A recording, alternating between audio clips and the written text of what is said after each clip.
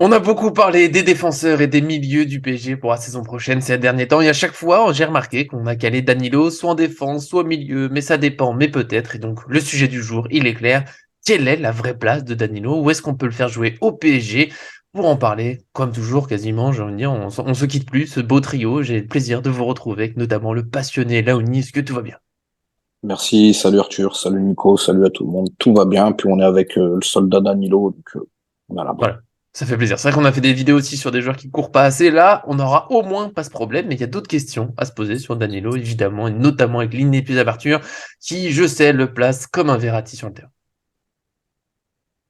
Ouais, non, bah écoute, déjà bonjour à tous les deux. Et oui, évidemment, c'est grâce aux commentaires que du coup, je pense qu'il faut vraiment axer un débat sur Danilo. Comme tu l'as dit, il n'est ni défenseur ni milieu de terrain, même si a priori on le place comme un milieu de terrain, alors que cette saison, bah, c'est 17 matchs en défense et c'est quelques bouts de match au milieu de terrain. Donc forcément, on l'a placé en défense parce que c'était sa place cette année. Donc maintenant, à nous de nous poser la question de savoir où est-ce qu'il Voilà, va jouer, on où va il se doit lancer, on jouer. va voir un peu ses qualités, ses défauts, qu'est-ce qu'on veut au PSG aussi, tout ça, le tour de ce débat. Avant ça, n'oubliez pas bien sûr le petit j'aime sur la vidéo pour nous soutenir. On a vu que ça a pas mal plu nos petits débats du moment, donc continuez, nous ça nous fait plaisir. Puis bien sûr, abonnez-vous en activant la cloche pour ne rien manquer de nos vidéos. Il y a quelques mois, Danilo a dit dans une interview qu'il se voit plutôt comme un milieu de terrain. Sur Twitter, nos lecteurs, pareil fans, nous disent qu'il y a 60% qui le voient plutôt comme un défenseur. Tout simplement, Arthur, Léonie, voilà, vous le voyez comment? Bah, écoute, je vais commencer. Alors, moi personnellement, mon goût personnel, c'est évidemment en défense. Je trouve il a toutes les qualités. D'ailleurs, j'ai l'impression que au Portugal, c'est ce qu'il pense. J'ai l'impression que Galtier, Oui, c'est ce qu'il pense. J'ai l'impression que Tourelle, c'est ce qu'il pensait. Après, bah, Pochettino n'a jamais voulu jouer avec une défense à 3, donc il a gardé Kimpembe et Marquinhos. Donc, on a souvent vu l'année dernière Danilo plutôt au milieu. Donc, évidemment, c'est pas simple pour lui. Bah, écoute, si on s'en fie à cette saison-là, en défense, ça a été sûrement le meilleur défenseur du PSG. Au milieu de terrain, ben, quand il a pu dépanner sur, je crois qu'il a fait 3 ou 4 matchs, mais bon, enfin 4 ou 5 matchs, mais en faisant pas forcément des matchs entiers au milieu de terrain. Bon, écoute, c'était aussi très il était pas efficace, mal, hein. hein. Je pense que ouais, Laoni, c'est ce qu'il va sûrement nous dire. Il l'a dit tout à l'heure en off. C'est voilà, c'est le joueur, peu importe où on le met, c'est un soldat. Maintenant, j'ai envie de dire pour répondre à sa déclaration, hein, c'est Danilo, il préfère jouer au milieu de terrain. En tout cas, il en a marre d'être trimballé entre un poste ou l'autre. Et il préférerait sûrement qu'on lui dise bah, tel poste. En tout cas, c'est comme ça qu'il a lancé Mhm. son message bah, dans la presse, bien sûr toujours avec respect pour l'équipe, etc. Hein, parce que Danilo, c'est pas le gars qui fait des vagues. Moi, je l'ai trouvé assez intéressant dans les deux, mais j'avoue que en défense, je trouve qu'il a toutes les qualités du défenseur, surtout dans une défense à 3, irréprochable, Mhm. un des meilleurs joueurs. Enfin, il sera dans les tops de la saison, ça c'est clair en tout cas pour moi. Sur cette saison un peu particulière du PSG assez nulle. Euh, Gros Danilo, gros et au milieu de terrain, je peux pas m'empêcher en fait de toujours me dire en fait le milieu de terrain, on a plusieurs choix et bien sûr on est perdu parce que Pochettino il faisait pas de choix, parce que Galtier fait pas de choix et que évidemment Mhm. En style tu de l'as jeu, c'est dit. difficile. En fait, tu l'as dit hier dans la vidéo et je pense que bah tu l'as dit en fin de vidéo et quand tu disais je m'en fiche, je veux du Mourinho, du Conte, du n'importe qui, du Thiago Motta, mais je veux qu'il y ait quelque chose. Et ben c'est un petit peu ça le problème de Danilo, c'est Danilo au milieu de terrain, d'accord, mais il y a un projet autour. Je veux dire, j'ai lu dans les commentaires et j'avoue que je suis tombé un peu de ma chaise, je me suis fait mal à la cheville, Ah mince! j'ai des cheveux qui sont tombés. Ah ouais, il y a plein de choses qui m'est arrivé quand j'ai lu ce message. C'est marqué que Verratti, Danilo, voilà, c'est deux numéros 6 et du coup, ils sont complémentaires. Mais c'est pas le même style de jeu, les deux. Ou bien il y a vraiment un problème. Il y en a un qui fait plus d'1 m 80, qui est bon de la tête, qui est costaud. Et il y en a un autre qui ressort des ballons alors que Danilo, il sait pas faire une passe vers l'avant, il fait que des passes vers l'arrière. Donc forcément, c'est deux styles de jeu différents. Après, je critique pas, hein, c'est chacun ses qualités. Et Mhm. franchement, jouer avec Danilo au milieu de terrain de manière très assumée, pourquoi pas? Il faut mettre quelque chose en place, il faut imaginer quelque chose au PSG pour qu'il y ait quelqu'un au milieu de terrain qui soit solide et qui convienne au style de jeu de l'équipe. On ressort vite le ballon, on ressort pas vite le ballon, il faut une tour centrale, un joueur qui est juste un relais, il n'y a pas de souci. Mais on peut pas comparer les deux. Pour moi, si on met Danilo, il faut recruter un remplaçant ou un titulaire à sa place, en numéro 6 qui a des qualités on va dire similaire, qui est fort sur l'homme, qui gratte des ballons, qui est combatif pour l'équipe, etc. Et pourquoi pas remettre Verratti en 8 plus haut sur le terrain en doublure, pareil, avec un autre joueur. Là, je serais d'accord. Par contre, non, partir sur une saison, encore une fois, où on dirait Verratti titulaire en 6, Danilo doublure, ou Danilo titulaire et Verratti doublure Non. en 6. Bon, moi, je comprends pas, en fait, ça me parle pas. Ça sera encore le PSG qui dirait, bah, écoute, on a deux milieux de terrain, on va voir, de temps en temps, jouer avec l'un, de temps en temps, jouer avec l'autre. Donc, non.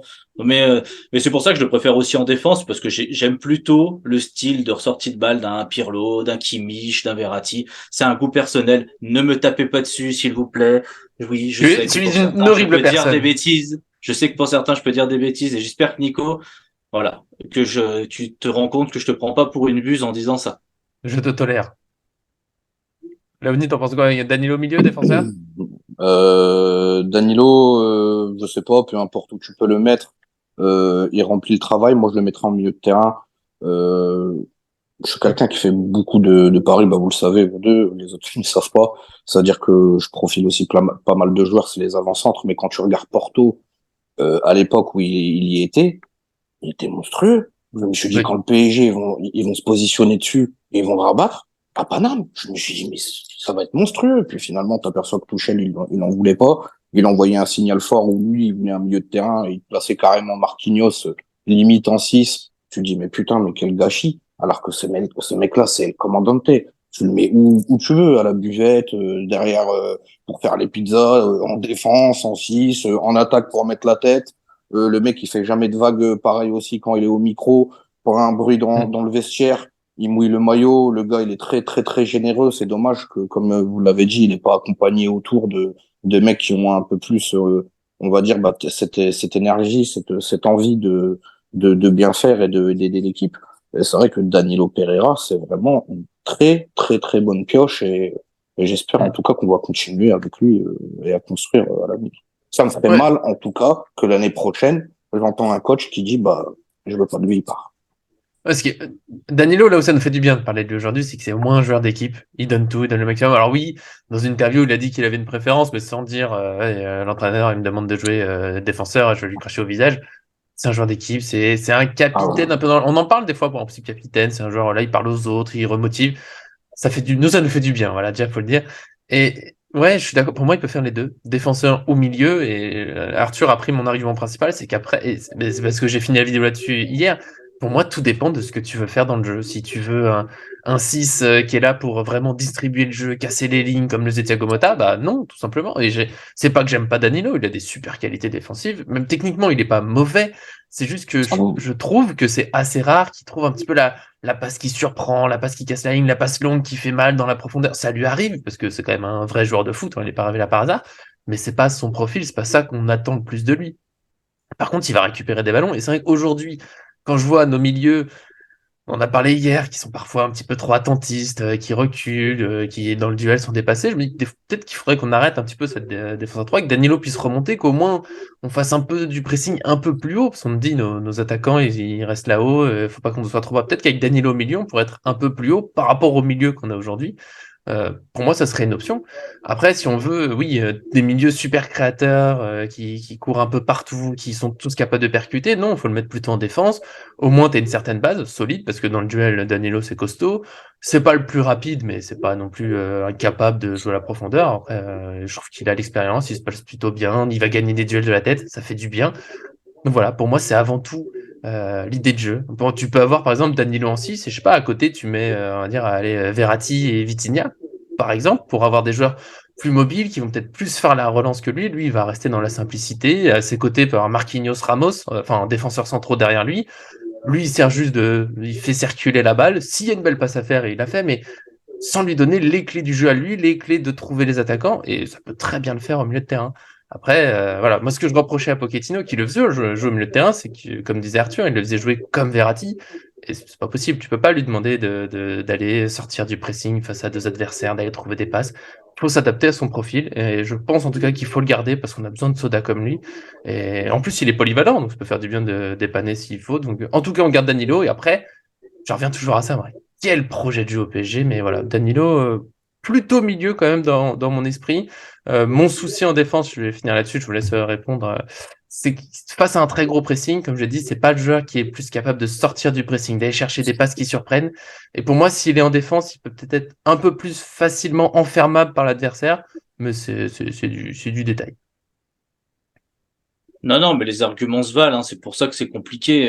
C'est pour ça que c'est même pas un duel, parce que Non, non, on sans n'a le pas fait de projet de duel. jeu, sans le projet de jeu futur, sans avoir cette projection-là du PSG, de savoir vraiment si enfin ils vont respecter le soldat Danilo, parce que faut dire ce qu'il est, il est quand même pas très respecté depuis qu'il est arrivé. Il a déjà été largement critiqué par des prestations un peu faibles au tout début. Ensuite, il est largement monté en puissance. Aujourd'hui, moi, sans sourciller, je le mets largement dans les 3, 4, 5 joueurs pour moi intransférables, le joueur sur lequel bah, tu dois t'appuyer l'année prochaine, hein. Donc après, l'entraîneur fera son choix. Je veux dire, c'est pas un choix par défaut non plus de le mettre en défense, c'est pas un choix par défaut de le Ah mettre en oui, 6 oui. qui est son vrai poste. Donc Oui, mais forcément, c'est au Portugal, tu l'as dit, hein, il joue en défense. ouais, le prochain entraîneur, il aura son choix à faire, mais à mon avis, il faut arrêter de se dire Danilo pas remplaçant en début de saison, il va Ouais. dépanner, faire du bien pendant l'année. Danilo doit être sur le terrain. Déjà, au-delà de la qualité physique et comme vous avez dit, sa qualité sur le terrain, il a une qualité énorme dans la. Enfin, je veux dire, sur le terrain, on a pu entendre parfois deux, trois joueurs. Alors, il y a Donnarumma qui se mouille un peu, de plus en plus, qui, on le sent, qui parle un peu. Alors, il n'est pas toujours très légitime. Il y a Ramos, qu'on entend beaucoup parler. Marquinhos, c'est le capitaine, c'est normal, mais c'est quand même jamais dans les bons moments qu'il parle. Et Danilo recadre Messi, il recadre Mbappé, Ramos, on l'a déjà vu. Mbappé. Danilo, en fait, il a aucune restriction. C'est sur le terrain, il n'y a pas d'amis qui tiennent. C'est pas, il est pas Il n'y a pas dans de ce jeu-là. statut, t'es C'est au-dessus de ça. moi. Exactement. Il voit Zaïre Emery fait une bonne chose, c'est bien. Il voit Zaïre Emery qui fait pas une bonne chose, il lui dit. C'est toujours dans le respect, dans une forme, bah voilà, d'élégance, on va dire. Tu vois, le joueur mature qui vient, qui sait ce qu'il a à Oui. faire, qui est irréprochable et qui dit et qui fait les bonnes choses. Moi, pour moi, on s'appuie sur Danilo l'année prochaine. Et clairement, après défense milieu, bah, comme vous l'avez dit, hein, on l'a tous les trois dit, faut vraiment voir l'entraîneur. Donc ça va finir par devenir chiant pour ceux qui nous regardent d'écouter les vidéos. Tant qu'on ne sait pas l'entraîneur, on va toujours dire cette phrase, mais évidemment que ça a un impact énorme. On peut Bah, pas faire forcément. autrement. Si le prochain entraîneur joue avec une défense à 3, une défense à un milieu à 2, un milieu à 3, il y a Neymar qui joue, il y a pas Neymar, ils partent pas. Tout ça, tant qu'on ne sait pas, c'est très compliqué. Quoi qu'il arrive, de base, je pense qu'on est d'accord tous les trois pour mettre Danilo sur le terrain, titulaire en début de Bah, saison, et lui trouver au je mets moins une bonne doublure. une micro-correction là-dessus, parce que c'est toujours, mais je sais que tu vas être d'accord, c'est que dans le fond, je le veux pas forcément titulaire. Je veux qu'il ait vraiment sa chance. C'est la petite correction que je fais sur ta phrase, parce que je veux personne, moi, forcément titulaire. Je veux qu'il le mérite. Après, si là, bah, cet Oui, été, je sais pas, on recrute, allez, Fofana, Chouameni, Bellingham.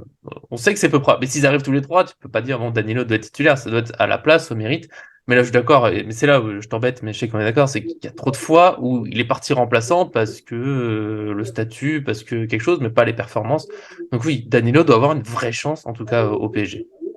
oui, non, mais c'est juste, je repense à la ONU, je te laisse. Je suis d'accord totalement avec toi. Bien sûr, il n'y a pas Oui, de oui. statut de titulaire, mais c'est vraiment, je trouve, en fait, mais ce qui me marque le plus avec Danilo, c'est le manque de respect des entraîneurs vis-à-vis de lui. C'est-à-dire, s'il y en a un qui doit sortir au milieu, c'est lui. Si, tu Quand tout vois, le monde, quand Ramos, Kimpembe euh, étaient là disponibles, on le voilà, sort. c'est ça, c'est toujours lui, c'est lui qui rentre. Il a un temps de jeu quand même assez faible pour selon quand même que c'est un des joueurs les plus fiables de la saison. Enfin, je veux dire, il a un temps de jeu, voilà, il a moins de Très peu temps de de jeu blessures, hein. que certains joueurs qui ont vraiment énormément déçu. Il est très peu blessé, c'est un vrai professionnel. Donc, il doit partir en ayant sa chance, ça, on est complètement d'accord. Moi, déjà, ce que j'aimais beaucoup chez Danilo, on lui reprochait ça au PSG de faire des passes en arrière, notamment, ce qu'il faisait pas à Porto. Le problème, ce qui me fait chier, et pardonnez-moi, c'est que quand on prend ces joueurs-là, on les Mhm. acclimate pas en fait à un style de jeu. Ou quand on sait Mais qu'on on va n'a recruter pas de ce style de jeu. joueur-là, on le sait. Mais le problème, c'est ça le problème. Et c'est que quand tu vas t'appuyer sur ces joueurs-là, tu sais que tu vas t'appuyer sur ses qualités et tu vas le faire jouer à l'endroit où il doit jouer, où il va pouvoir s'exprimer, tout simplement. Mais on sait que c'est quelqu'un qui peut jouer en défense, il peut jouer en 6, il peut jouer au milieu relayeur. Mais si tu veux tirer les pleines puissances de ces gars-là sur le terrain, on l'a vu à Porto, c'est en milieu de terrain. Il est capable de casser des lignes, d'envoyer des passes. Techniquement, il est très bon. Quand il faut contrôler le ballon, ça reste collé au pied, etc. Il a une bonne vision de jeu. Mais quand tu es au Paris Saint-Germain, tu dois t'adapter à Marco Verratti, à Neymar, à Messi, à Mbappé, les gars, tranquille, parce que si ça va trop vite, on l'a vu avec Vitinha, qui est un joueur box-to-box en première ligue à Wolverhampton, ça court les mecs là-bas, ils courent, et quand on dit, bah, Viti, Doucement, rétrograde, tu vas trop vite. Et c'est pareil avec des mecs comme Danilo. C'est des mecs qui peuvent constamment apporter du plus, mais vu que les mecs, ils sont pas là, ou ils sont tous dans l'axe, on peut pas ouvrir des brèches, ou même Mm. s'appuyer, même sur des neufs, quand on centre, bah, on est bridé. Mais tu fais quoi? Bah, tu refais un tour derrière, tu remets un ticket en arrière, et tu rejoues. Mais c'est clair et net, il faut s'appuyer sur ces gars-là, s'il vous plaît, l'année prochaine. Et c'est vrai que Danilo Pereira, c'est un joueur incontournable cette saison du PSG. Pour moi, je veux le dire clairement, en termes de professionnalisme, de tout ce qu'il peut donner, etc., individuellement comme collectivement, c'est le numéro un pour moi cette saison Paris Saint-Germain. S'il y a un gars vraiment que tu dois sortir du lot, à dire monsieur, voilà, chapeau. Et Merci. effectivement, au PSG, bah, on l'a bien vu, hein, Zahir Emery, il peut avoir 18 ans comme 25 ans, il jouera pas, c'est un jeune, il n'est pas titulaire, comme Danilo Bon, Pereira, où le on en mec, reparle dans la prochaine vidéo des jeunes, t'inquiète pas. il est Les jeunes. impossible à sortir, et c'est le premier gars, malheureusement. Comme Di Maria à l'époque, hein. Ouais. C'était le seul Ouais, devant, bah, c'était lui c'était qui devait injuste, sortir. hein. Voilà. Moi, je rajoute juste sur ce que dit Laouni, je mets Danilo en 1, mais ex aequo avec Nuno Mendes quand même. Ah bah oui. Ah, Nuno Mendes, J'espère que ouais, José même. Mourinho va réellement venir et va s'appuyer en plus sur des cadres qui sont des Portugais, donc ça va bien passer. Et puis, vous l'avez précisé, en sélection portugaise, il y a personne qui mouffe quand Danilo il parle, parce que le mec il parle juste. Quand il faut dire les choses bien, il le dit, comme quand il faut se replacer, que ce soit Cristiano, Bruno Fernandes, ou Bernardo Silva, ou même Pep, derrière Pépé. Ouais, lui, Il en le fait, dit. y a pas de nom, il n'y a pas de statut, il n'y a pas de salaire, Il il n'y n'y a a pas de rien. Il y a vague. des coéquipiers qui doivent travailler pour le collectif. Voilà. Et Et on hier, l'a pas on dit souvent évoquait ça dans dernièrement, la ça, hein. Oh vidéo. là! Bah oui, mais on l'a évoqué hier. Nico, tu nous Ouais. parlais de Kroos, de Modric. C'est les mêmes profils de joueurs. C'est des gars qui sont Dans la full mentalité, équipe. attention, dans la mentalité. Voilà, Parce que collectif. Modric, Danilo, pas le même Oui, monde. mais c'est les Modric à 34 ans, Ouais. tu le disais hier. Le gars, il court encore. Eh, Danilo, 37 hein, maintenant. 37 Modric. voilà, 37. Mais le problème, c'est que ces Hmm. mecs-là, c'est des monstres. Mais quand Oui, tu oui. les accompagnes pas, bah, Non, ce que je veux dire, c'est pas le même profil, dans le profil mental, oui, mais après, techniquement, bon, Modric, c'est un apport offensif en plus que, mais c'est oui, forcément. Mais bon, je pense pour Danilo, on l'aime, ça nous fait du bien, c'est vrai. Je pense qu'on a fait un peu le tour, voilà, de la question défenseur. De toute façon, Arthur, il a tout résumé. En fait, il casse nos idées de vidéo en pleine vidéo. Effectivement, sans connaître l'entraîneur, sans connaître un plan de jeu, sans connaître le style de oui, jeu, on peut c'est pas logique. définir exactement. Mais voilà, on a donné un peu nos préférences, Bien nos avis, sûr. le profil de Danilo. Ça fait du bien de parler d'un joueur qu'on aime. Et nous aussi, on est impatients de savoir où va le PSG, en espérant un petit peu que ce sera pas forcément Galtier, ou alors que Galtier va se réveiller, proposer des choses, on sait jamais, mais on va en parler dans la prochaine vidéo. Ça serait assez surprenant. On est en train de déprimer, on espère que ça viendra très vite. En tout cas, on sera encore là, je l'ai dit, prochaine vidéo. PSG Lorient, équipe parisienne, pronostic, on va s'amuser un peu, se défouler aussi, parce que bon, l'équipe parisienne, on la connaît, mais justement, ça serait un souci, on en parlera encore une fois, j'espère, avec l'inépuisable Arthur. En tout cas, merci d'être venu aujourd'hui. Ouais, j'essaye d'être là demain pour la vidéo de l'équipe, t'inquiète pas. Il faut, c'est important, parce qu'il faut qu'on se soutienne en ce moment. C'est dur. La conf, on en parlera, hein, mais c'est dur. Merci aussi le passionné, Laoni, qui continue, on se bat tous ensemble. Je pense qu'on tient le trio ensemble, s'il y en a un qui lâche, tout le monde lâche. Non, non, il y a personne qui va lâcher. Nous, on sera là jusqu'au bout. Donc, Solide. On est trois on est Danilo. prêt pour, voilà, tout simplement. Mur d'équipe. On lâche rien. On se barre. Mais on espère que le PSG nous aidera un petit peu. En tout cas, merci à tous ceux qui nous suivent. À très bientôt sur cette chaîne.